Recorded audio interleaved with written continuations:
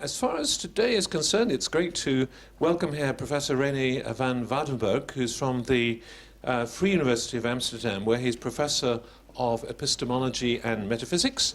He's also Director of the Abraham Kuyper Center for Science and Religion there. You might know that Abraham Kuyper was the founder of the Free University of Amsterdam, and is still very influential in many ways. And Professor van Woudenberg has published an awful lot in this area of science and religion, in the area of epistemology of science and related areas and so on. And so we're delighted he's come over to speak to us today on what are the similarities between scientific and theological explanations. So thank you very much, René. Welcome. Thank you so much, Dennis, for this invitation to be here. And I'm really glad, because the Faraday Institute for me was really an inspirational experience to be in one of the seminars a couple of years back and start something that is akin to what's going on here now for many years. I'd like to give a talk on with the title Theories in Science and Theology, Their Roles and Epistemic Statuses. I formulated 3 questions, and I'm actually only going to deal with 2 of them. The third one would go, that's part of the original paper out of which this is coming, but it would take me too far afield, and actually it would take me too much time. So first of all, I'd like to talk about the topic, what roles or functions theories play in science and also in theology. And furthermore, I'd like to say some things about epistemic statuses of theories. So I'll first talk a bit about science and the role of theories in science, and then I'll continue with the roles of theories in theology, and then make some remarks about the epistemic statuses. Now, theories, as I think of them, are statements. Statements are the sort of things that are true or false. So statements are items that have truth value, right? So that's simply what philosophers mean when they use the notion of truth value. They are items that are either true or false. Now, saying something that's either true or false is necessary but insufficient for something to be a theory. It's widely felt that in order for something to be, or for a statement to be a theory, something extra is needed. Namely, the idea is that the statement must be an explanation. So I quoted 2 statements by academic societies as to what scientific theories are supposed to be. I'll read them out aloud, they're on the handout. A scientific theory is a comprehensive explanation of some aspect of nature that is supported by a vast body of evidence. And a somewhat similar statement says, a scientific theory is a well-substantiated explanation of some aspect of the natural world based on a body of facts that have been confirmed through observation and experiment. Now, what I'm really going to tag on is the notion of explanation. So what these statements say is that if a statement is to be an explanation, if a statement is to be a theory, it needs to be explanatory, or it needs to be an explanation. In passing, it would be interesting to just note what a strange things these statements actually are on the handout. So take a look at the second one. A scientific theory is a well-substantiated explanation. So this means that there are no not well-substantiated explanations. Basically what it says is there are no bad explanations. Or if something is a scientific explanation, it therefore is a sound and a proper explanation.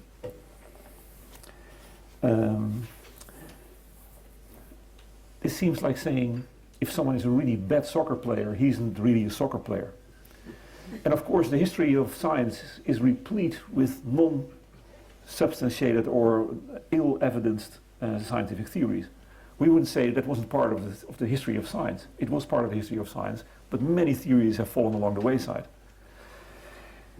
And another thing is a bit strange about the second one especially, is that the confirmation of the explanation must be through observation and experiment. Now, of course, that's more or less adequate for a number of theories. But of course, there are theories in physics that are highly theoretical in nature. Think about multiverse theories in quantum mechanics. Those are non-experimentally verified or not empirically or experimentally verified theories. Still, they are very serious scientific theories. On account of the American Association for the Advancement of Science, this wouldn't qualify as a scientific theory, which seems to the detriment of the account. But what I'm going to focus on is the idea that a scientific theory must be a statement that has explanatory power, or that explains. And the way I'd like to proceed is work with a toy set of explanations, 5 explanations that I think all of us will be familiar with, and then reflect on what we have when we have explanations of these sorts. So there is the explanation of the fact that water in an open container evaporates. Well, the explanation we're all familiar with is that the explanation is in terms of the molecular constitution of water, and as well as of kinetic energy. And moreover, the explanation makes a reference to the van der Waals powers that are responsible for the surface tension of the water. And sometimes some water molecule gets enough kinetic energy to release itself from the surface of the water surface and enters the gas phase. And this process is just what we call this is just the evaporation of water in an open container. A second explanation is the explanation of planets moving in regular law-like ways, free-falling bodies that accelerate in speed, the tides and seas of the oceans flow in regular pattern, and masses that rotate that take on very particular or peculiar shapes. The explanation, in this case, makes a reference to Newton's theory of gravitation, and it explains that all these phenomena are instantiations of a much more general phenomenon. That's what the explanation says. We'll come back to that shortly. The Earth biosphere contains an almost infinite variety of species that are, for the most part, well adjusted to their environment. Why is that? Well, the Darwinian explanation is in terms of modification with descent and natural selection. Organisms have offspring that aren't exact copies of their parents, nor of their siblings. And given the local conditions, these reproductive differences may give some offspring an advantage over their siblings and other relatives, an advantage that natural selection is going to operate on. The process, when endlessly repeated, just is the process of the coming about of the stupendous diversity of forms of life. A fourth toy theory in my set is that the fact that is the explanation of organisms, or at least many organisms, having hearts. Why do organisms have hearts? Well, one explanation is that organisms have hearts in order to pump blood through their veins, and blood circulation is necessary to keep the organism up and running. Finally, many people across times and cultures have believed and believe in an afterlife. A recent explanation I read of this was by Helen de Kroes and Johan de Smet, who worked in Oxford for many years. And their explanation goes like this. Belief in the afterlife results from normal, ordinary belief-forming processes that we are endowed with. For instance, it emerges from processes that engender in young children especially, but also in many adults, dualist beliefs. So beliefs that we aren't identical to our bodies, but that we are composites of a body and the mind or a soul. So belief in an afterlife in part builds on that process that gives us these sorts of beliefs, if it gives us those. And also they claim it emerges in another part from our inability to imagine our own deaths. So there's a whole literature about whether we are capable of thinking about our own death, and some people hold that it's impossible to imagine your own death, because in order to imagine your own death, you have to be there to do the imagining. And the imagining is of a situation which is such that you're not there, but you have to be there in order to imagine that you're not there. So there's supposed to be an incompatibility or an impossibility. Moreover, belief in an afterlife is supposed to flow from processes that enable us to engage in mental time travel. So when we close our eyes, we can mentally relocate ourselves in other times and places. Right, you might think, well, the 19th century, that was such a very interesting century. I can easily imagine myself to squeeze in the course of events now for, let's say, 150 years ago. And finally, there are certain processes that trigger in us death anxiety, and social processes that elicit in us beliefs about rewards and punishments. And they are saying, when all these different processes come together, when they work in a normal way, then one thing that will also happen is that we start believing in an afterlife. So it's a sort of the net result of all these other things is that we believe, or that people who believe in an afterlife believe in an afterlife. Now, on the basis of this small sample set of explanations, let's see what have we been doing when we have been trying to explain things. Philosophers of science usually say that what's being explained is, or they call that the explanandum. So I'm more in the habit of referring to phenomena that are being explained by scientific explanations or by explanations. So I'll say that the phenomenon or the phenomena and their explanation are the things number 1 through 5 in the toy set. Now in the first, so my point is going to be that when we explain things, the relation between the phenomena that we are trying to explain and whatever it is that does the explanation or that constitutes the explanation, the relation can be of different natures.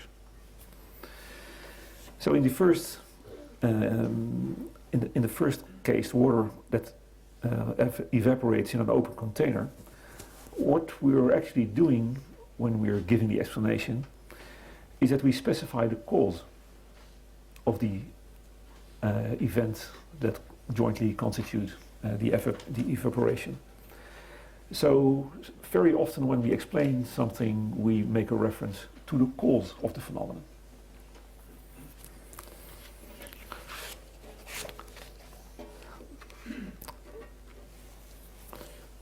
The explanations of the planet that move in a regular way and the free-falling bodies and the like and the other and the tides of the seas, the explanation here, however, seems to be of a different nature. When we explain these things in the way we have very shortly and systematically referred to that explanation, what we are doing is we indicate, well, here are apparently disparate phenomena that are all instances of one more fundamental or one more general phenomenon. So that's ER2, so the explanatory relation 2 is that explanation E explains phenomenon P1, P2, ... Pn. That simply means that the explanation states that the indexed or that the phenomena at hand are instantiations of one more general phenomenon. And that seems to be the case with respect to the phenomena at number 2 on the handout. Now things can seem different again in the next case, in the third case. What is explained is the overwhelming variety of biological organisms. Now what is the relation here between the phenomena, the biodiversity on the one hand, and the statement that is the explanation of the phenomenon? Well, the explanation draws attention to certain mechanisms. For instance, the mechanism of genetic mutation, the mechanism of natural selection. And the idea is that these mechanisms are jointly responsible for the occurrence of the phenomenon. So hence we encounter what might look like another explanatory relation between the phenomena and the explanation. ER3, explanation E explains the phenomenon P, means that it specifies the mechanisms that are jointly responsible for the emergence of P. It's not implausible to think that this third explanatory relation is either identical to or closely related to the first one. So to specify the mechanisms either is or is closely related to the specification of the cause of certain phenomena. The fourth explanation really seems to be of a different kind. The object of explanation is the occurrence of hearts in certain organisms. And the explanation is that organisms that have hearts because hearts perform a very specific function for those organisms. Without hearts, these organisms wouldn't be properly functioning, they wouldn't be alive.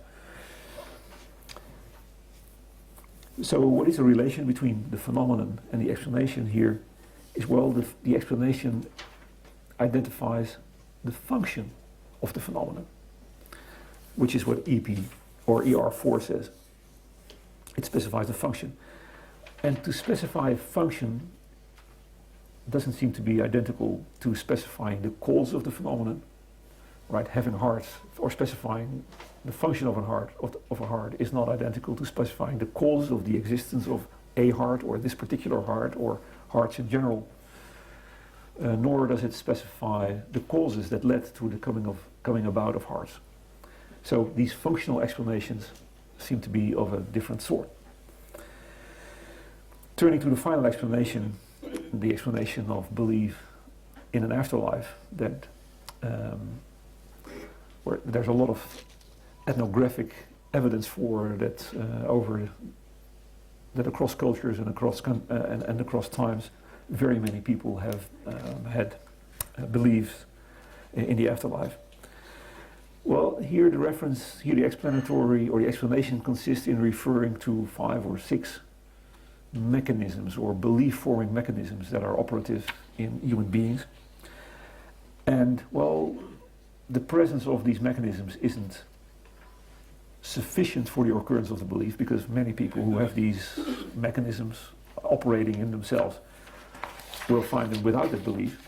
Still, what the explanation does, as I say on the handout, it makes the occurrence of P relatively easy to understand, or relatively a natural thing to happen.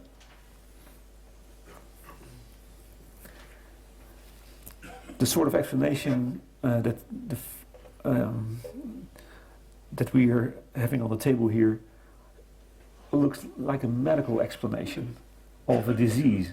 Certain factors may contribute to the occurrence or the contraction of a certain disease, but they don't necessitate it.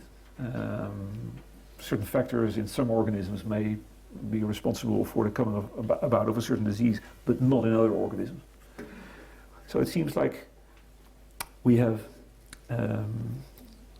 sort of a medical type of explanation, or explanations that we find often in the medical sciences. We have something like that going on here.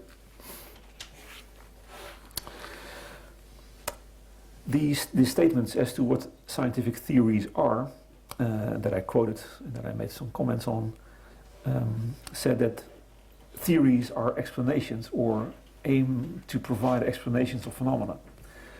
It's interesting that these statements don't say anything about the relation between theories and predictions, because it's quite a common idea among philosophers of science that there is a structural isomorphism between explanation and prediction. If you are able to explain a certain phenomenon, then whatever it is that enables you to make the explanation also enables you to make predictions. So let's just quickly go over these 5 explanations and see whether, or go over these 5 theories that are explanatory in nature and see whether they enable us to make predictions. Well, it seems clear that the first theory that explains why water in an open container evaporates enables us to make predictions about what will happen to other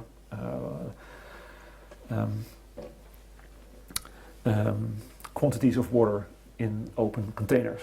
It surely enables us to make predictions. And something similar might seem the case with respect to the explanations that explain the phenomena 2 on the handout.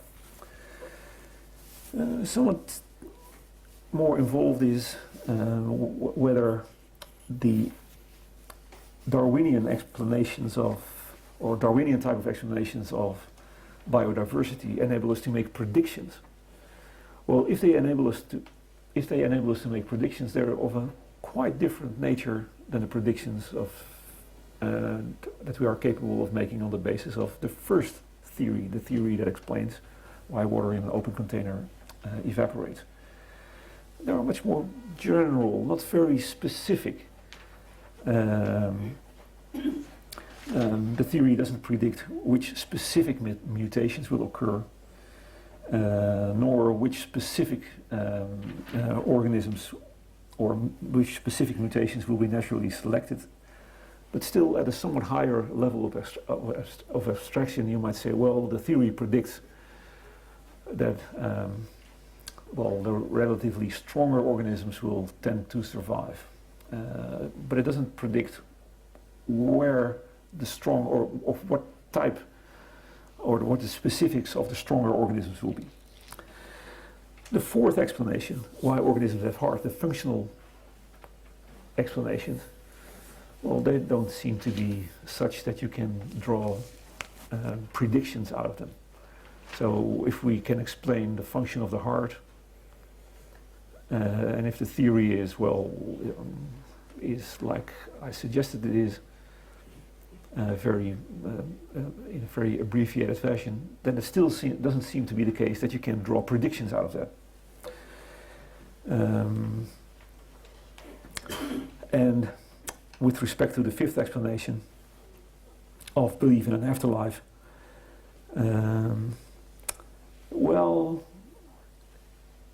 what they predict is, some prediction can be made on the basis of this theory that in certain types of environment where these 6 or 7 more elementary mechanisms are not hemmed or marred by other factors, there it's likely that belief in an afterlife will arise. So that is some sort of a prediction, but not by no means a prediction as strong as the sort of prediction that you can make on the basis of the theory that explains phenomenon number 1. Finally, even shorter. You might think that scientific theories enable us to understand things. Now, understanding that's a difficult notion, or a rather involved notion. The logical positivists from the interbellum, they deny that understanding is part of the scientific investigation, or that theory should enable us to understand things, because understanding requires human beings who have this capacity for understanding, whereas the explanatory relation, as they thought of it, is a relation just between statements, and the relation can obtain even independent of human beings doing anything. So they felt psychology is moving into science once the aim of science were stipulated to be understanding. Still, I think that most of us, or most people who think about these matters, think that understanding is something that we may expect from scientific theories. Now, what is it, what you do or what you're capable of doing when you understand things, or what do you have when you have an understanding of theories? Well, the basic idea is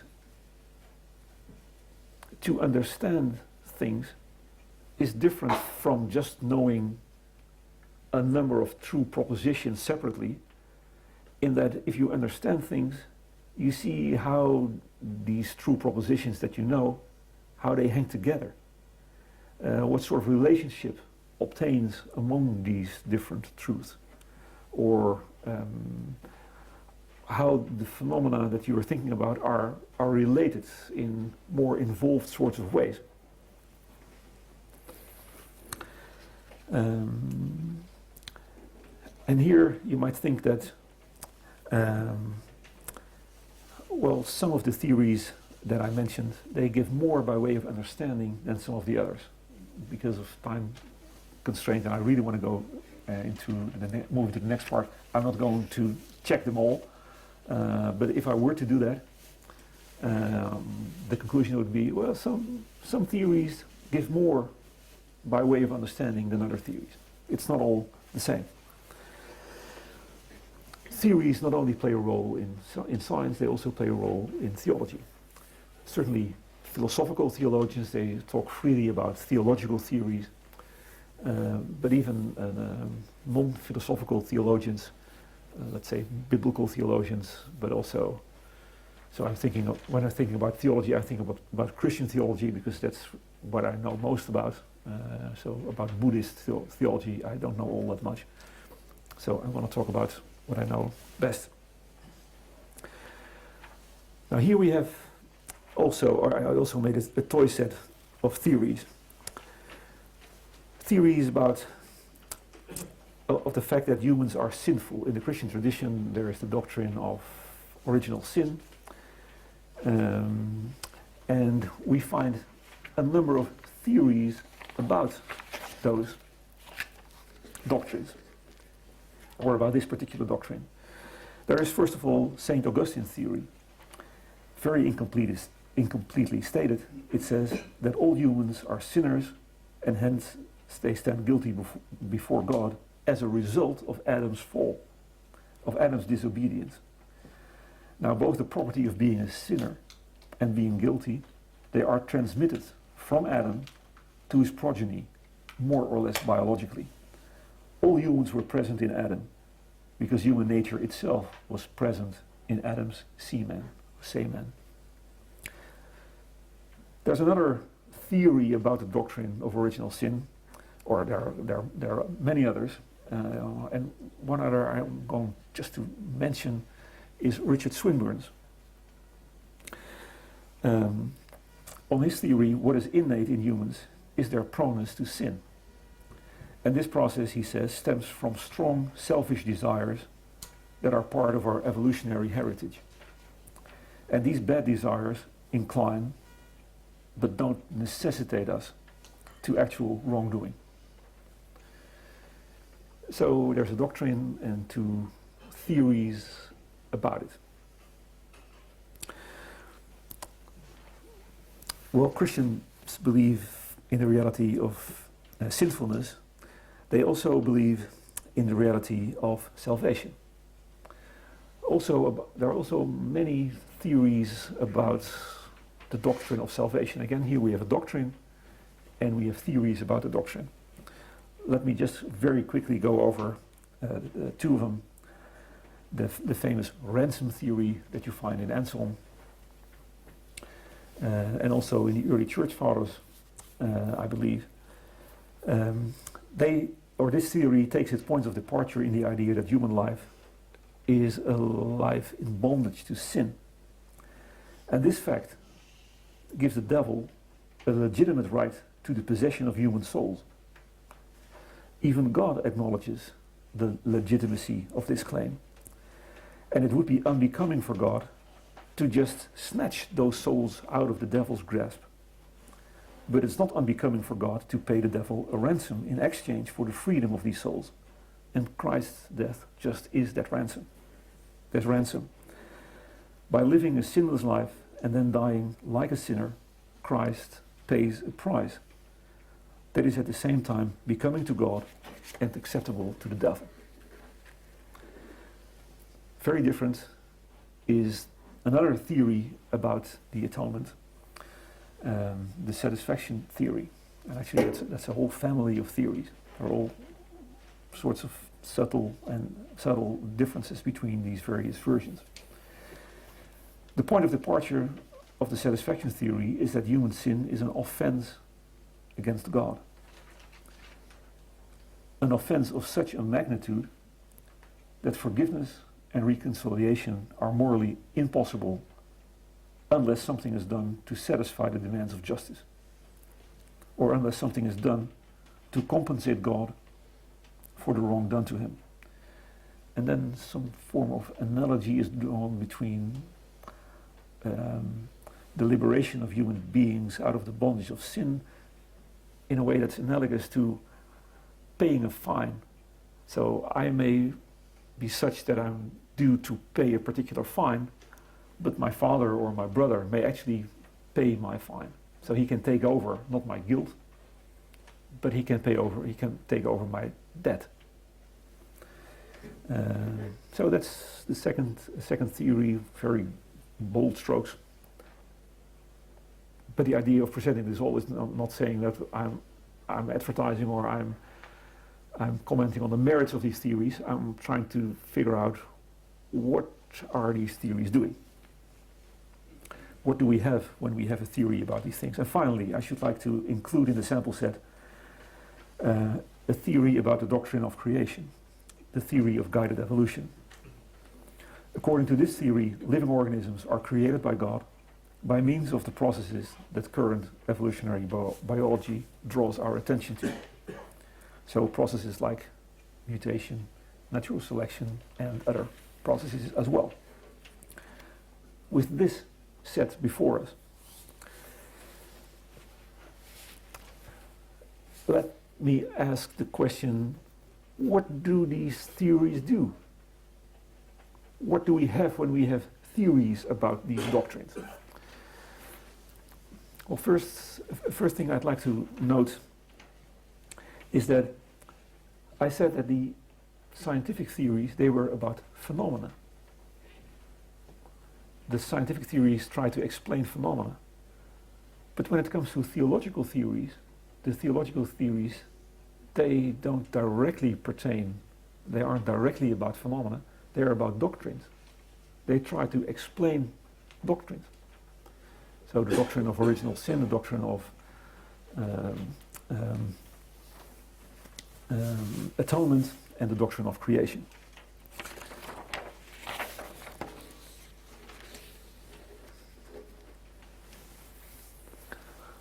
Now, when we take a look at the two theories about original sin, then it would seem that these theories, they don't just say, or they try to explain how it came about that human beings are sinners.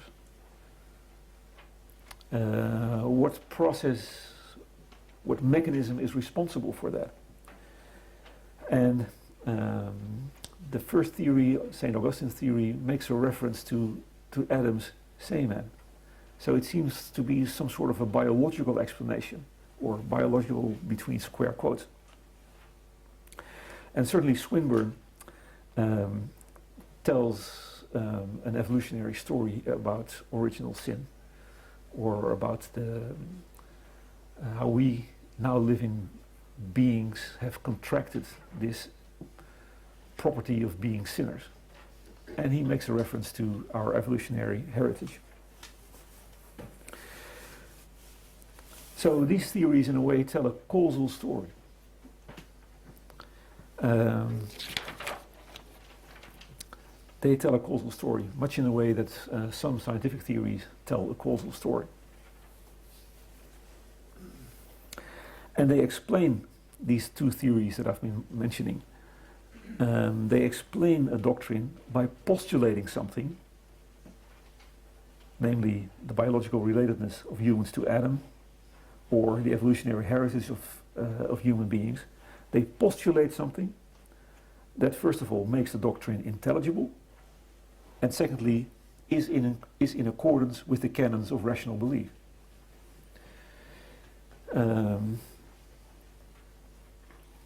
Now, things are somewhat different, but also somewhat similar with respect to the theories of atonement. Here too, the theories aim to explain a doctrine, namely the doctrine that Christ's life and death occasioned atonement. And they do so, again, by postulating something that satisfies these two conditions on the flip side of the handout, 1 and 2.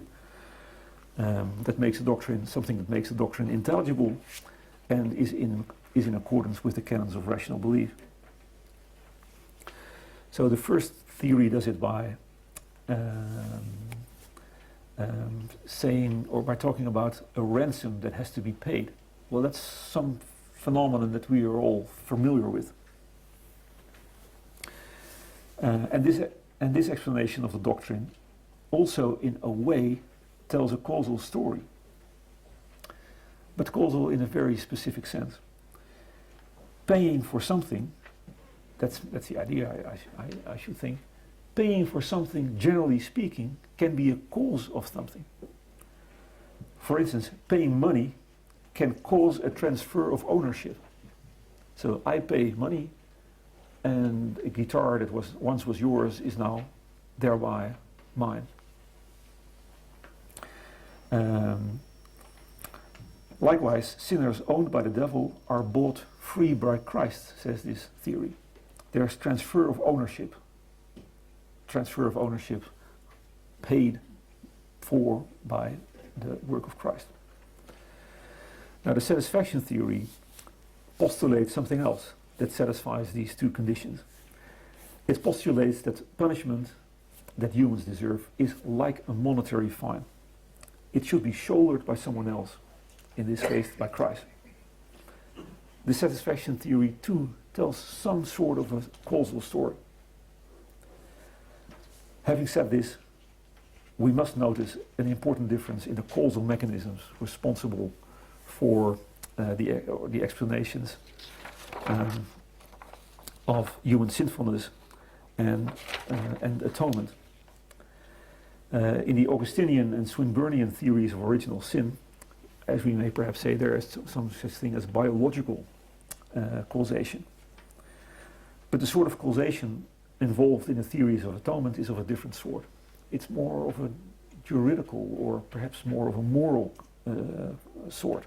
There is some such thing as moral causation, I should think. So here's an example of moral causation. I steal a book of yours, and that causes me to be a stealing man. So I steal a book, and I thereby become a guilty man. That's a form of moral causation.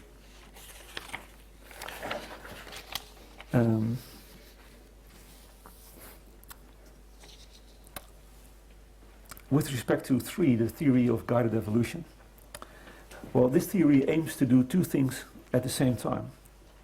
It purports to explain why living organisms exist, the explanation being God created living organisms, and at the same time explain how God created living organisms, the explanation being by means of the mechanisms current evolutionary theory draws attention to. Now, the second explanation refers to the mechanisms and the explanatory relation that obtains between the phenomenon and the statement here. That is its explanation. That's ER3. So here the explanation consists in a reference to the mechanisms responsible for the coming about of the diversity in the biosphere. The first explanation, so the explanation of why living organisms exist, The first part of the explanation is again a causal explanation, but of a very special kind. It says that God caused living organisms to exist. And this is a very important explanatory relation that we have to acknowledge. It seems to me if our aim is to understand anything of the world at all, that some explanations of phenomena specify the phenomena by indicating that these phenomena were intended to exist by someone, by some agent, and that as a result of an execution of those intentions, the phenomena came into existence. So here we have explanations in terms of intentions, agents intending to do things, and as a result of having those intentions actually bringing about certain things. That's a completely different form of explanation than scientific explanations usually are, and they're certainly very different from the explanations that we find in the toy set of scientific explanations. Now, what I'd like to put in your midst is a principle of total explanation, which seems to me a good explanation or an interesting principle. If phenomenon P can be truly explained by an agential or by a personal explanation, then a scientific explanation of P is a partial explanation. So the idea is that if for a really full understanding or full explanation of a certain event, we need to have a reference to an agent who has an intention, then a scientific explanation, which by its very nature never makes a reference to agential action, then scientific explanations are, as an effect of that or as an implication of that, at best partial explanations. Well, I can give examples. I'd like to draw this talk to an end already. This principle has a couple of interesting corollaries, namely that not all scientific explanations are total explanations, and that some total explanations are conjunctions of scientific explanations and agential explanations.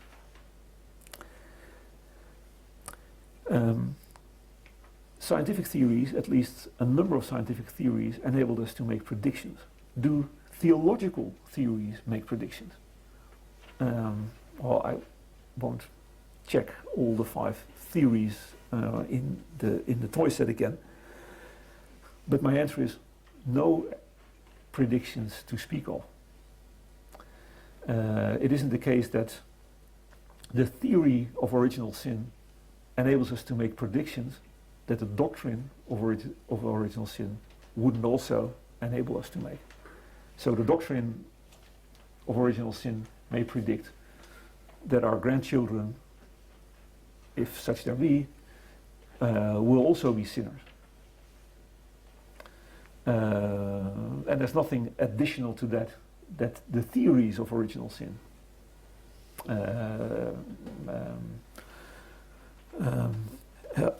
do here. And when it comes to the theories of atonement, I don't see any predictions in the wake of those. But, and this is really the final remark I'd like to make, so I have to skip the entire part about the epistemic status of theories. Theological theories, they do seem to enable us, or at least those who accept them, they enable us to understand things better than without those theories.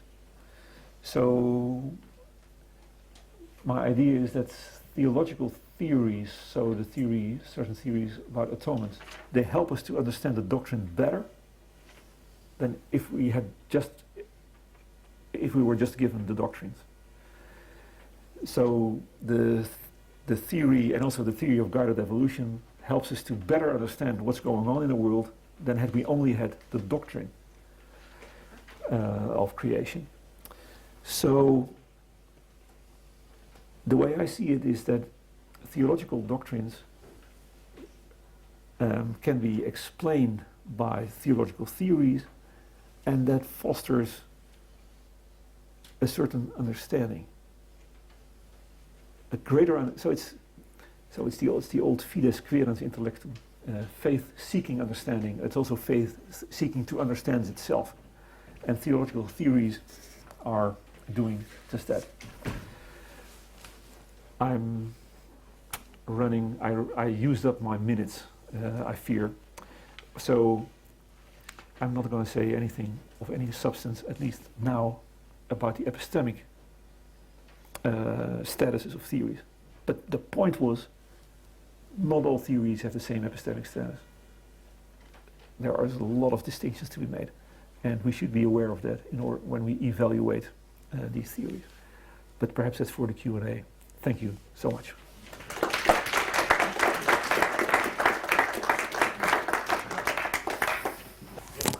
I think that stimulated plenty of thought and questions, I hope. And so over to you for questions for our speaker. Oh, thank you very much. One small point and then one larger point. Your example of belief in an afterlife seems to me not an example of a religious hypothesis at all, but of a psychological one. And to make it a theological one, one would have to say, what are the grounds for this fact that people in various cultures have beliefs? My major point is that when it comes to explanations of sin, and original sin particularly, this is a very Western view. The Greek Orthodox Church would make a very different stance, denying altogether any doctrine of originalis culpa, so that for them, original sin is weakness, but not guilt. Right. And that is coupled with an atonement theory, which I think is much more satisfactory than either of the ones you mention, which you find in William Law, among others, which is a participatory theory. So instead of any kind of judicial or debt notion, it's gradual becoming in the likeness of Christ. And this Greek Orthodox perspective, I think, is a much different one from either of the ones you've mentioned, and much more rational in some sense as well. Thank you so much. Two short answers. So I didn't present the explanation of the fact that people across cultures and times have believed in an afterlife as a theological theory. It was on the toy set of explanations in the part on scientific theories. So, and secondly, I wasn't arguing for any of the theories or in favor of any of the theories of original sin. I was just trying to figure out what are theories of original sin basically trying to do. Yeah. So I know there were more. There's the Eastern Orthodox theory, and so Swinburne and Eastern Orthodoxy doesn't believe about original guilt, whereas of course many Western theologians, they held on to original sin and original guilt. So there's a lot to be said. But my point was only, well, insofar as these theologians present theories, what are they doing? What's the ambition behind the theory? And so are they explaining it by in this way that they're referring to a causal mechanism, or what is it? So that was the Thank you. Question here. Okay. Background. Yeah, my question. It's working. Okay, my question is about the role of doctrine. Coming at it from the social sciences, people sometimes talk about the economists with the rise of neoliberalism. They have these doctrines, or Marxism have these doctrines, and this is something they think makes it unscientific, makes it like a religious kind of explanation. What's your sense of the role of doctrine in scientific explanation as opposed to theory? Well, in scientific theory, I don't think that usually we use doctrine. So, as I think of it, a doctrine is simply a statement with truth value, just like a theory. And when people are saying of others while he holds on to the doctrine of the invisible hand or what have you, then basically what they're saying is it's an unsubstantiated claim. It hasn't been argued for, but it's being accepted as a doctrine, and that seems to make for serious trouble when you're doing science. I mean, there you should be capable of backing up the basic convictions or the basic theses or claims or doctrines that you adopt. Right. So, what I'm basically saying is that in a purely scientific context, the word doctrine is always a term of abuse. It's always others who have doctrines, and not yourself. And the point basically is, well, you haven't substantiated or you haven't given proper reasons for the acceptance of, well, the invisible hand or class struggle or whatever the doctrine at hand is. Yeah. Does that answer the question? Yeah, though it does seem to me that also in theological explanations that people try to substantiate their doctrines, and they don't try to so part of what you're talking about, a theological explanation or theological theory is substantiating a doctrine. So there seems to be something going on in religious theory that's similar, even though what it is to substantiate is different. Yeah, but I don't think that. So it's to me, it seems that in theology, doctrine has a much more neutral. It's something that's being taught by the church or by a church or a brand of churches, and has nothing derogatory. It's not a term of abuse, right? I should think. Oh, thanks. Okay, we have a question down here and then over there. So thanks, Karen. If you just wait for the mic. Thanks. A couple of questions about the way in which you're distinguishing between theological and scientific theories. One consideration I'd like to ask you about is your exclusion of explanation in terms of agents' action from scientific theories. I wonder what you would say about sort of folk psychological level theories in terms of beliefs and desires causing a human being or some organism to act in a particular way. The other thing is some of what you characterize as doctrines in the theological sense seem to be one level of theory which you then build on, and the distinction is perhaps a normative one in that particular religions expect their believers to accept certain doctrines, but the further theories that elaborate on them are different in terms of whether they are expected to be believed or whether they're optional, rather than they are quantifying over different kinds of entities or different kinds of evidence.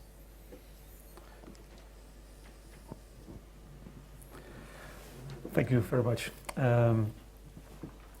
So you're correct in pointing out that I excluded agent or agential explanations from the class of, or from being forms of scientific explanations.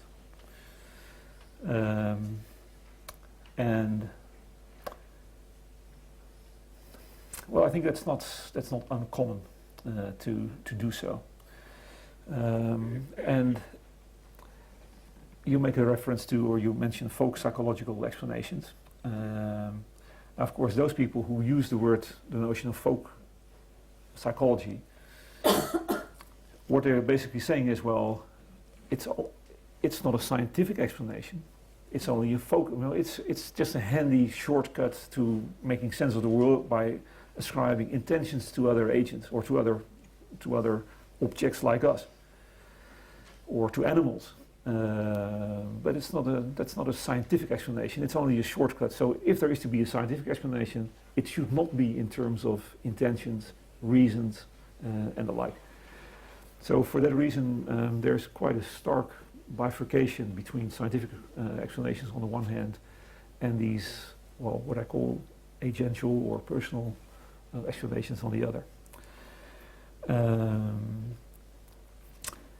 Now, your second question seemed to entail, or seemed to suggest that you think that scientific explanations are marked out by quantification.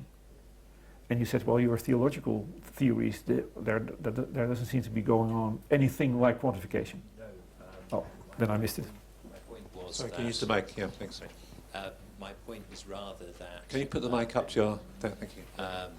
the different kinds of theological discourse, what you characterize as a doctrine, would entail reference to, say, God and human beings, and likewise the theory offered would entail reference to make similar ontological commitments, and both might be argued from, for instance, in the Christian case, by looking at the Bible. It was rather, it seemed to me, the distinction was more between those propositions which were enjoined on people and those which were considered to be optional. So you can go for different theories of the atonement and people don't get so worked up about it. Right. To put it in simple. Right. Right. So had I had more time, I would have drawn some attention to this difference in the function of theological theories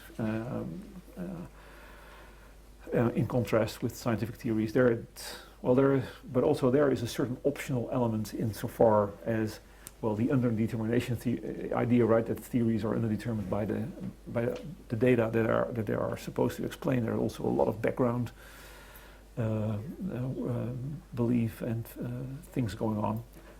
But I do think that, well, yesterday evening I had a lovely conversation with Dennis Alexander, and he mentioned that there was one there was one church where it was explicitly required of you that you believe not only that in creation, but much more involved or much more specific ideas about how that went. Well, none of the great Christian symbols, of course, had anything to that effect as their content. Question over here, thank you. Thank you. From your multi-dimensional view, I miss one point. What is idea? For scientists, idea is most crucial. If you ask scientists how started his work, always with idea. So please keep the mic, because I'm not quite sure I understand. So you say scientists work with ideas? Yes, always starting work with idea. Right, and therefore? So I haven't said anything about the context of discovery or how scientists actually go about in devising theories. That's right, I haven't said anything about that. Yes, that's right. Yes, I'm missing this from your multi-dimensional view. Right. It's exhausted multi-dimensional view, but I miss this crucial point. Idea. Right. What is idea? I What is agree the with role you. of idea Yeah. in this scheme? Right. Right, and actually Something I can form draw of, attention to common many more sense. things that are missing. We're almost out of time. I'm just dying to fit in one quick question, which might be a quick answer. Let's hope so. But you made the point there's a distinction between scientific explanations and theological explanations when it comes, the scientific theories are explaining phenomena. We come to the theological theories, and they're not explaining phenomena, they're explaining doctrines. And what I wonder is, aren't some of those doctrines, in a way, a claim to phenomena? So the doctrine of original sin, for example, you could say, well, the evidence is all around us, for the doctrine of original sin. Look at the world, look at the state of humanity. This is a phenomena that requires a theory to explain it. So I'm wondering if the distinction is that sharp between phenomena in both those different contexts, scientific and theological. Thank you for bringing this up. So in the more official text, I had a somewhat more nuanced way of putting it, namely that whereas scientific theories are directly about the phenomena, theological theories are directly about doctrines and only indirectly about the phenomena that the doctrines are about. Okay. So it's one step removed, really. One That's what step that's the claim. Yeah. That's the thing. Okay, our time. This is fascinating. We could go on for a long time, I'm sure, but our time is up. And so let's just thank René for a great talk. Thank you.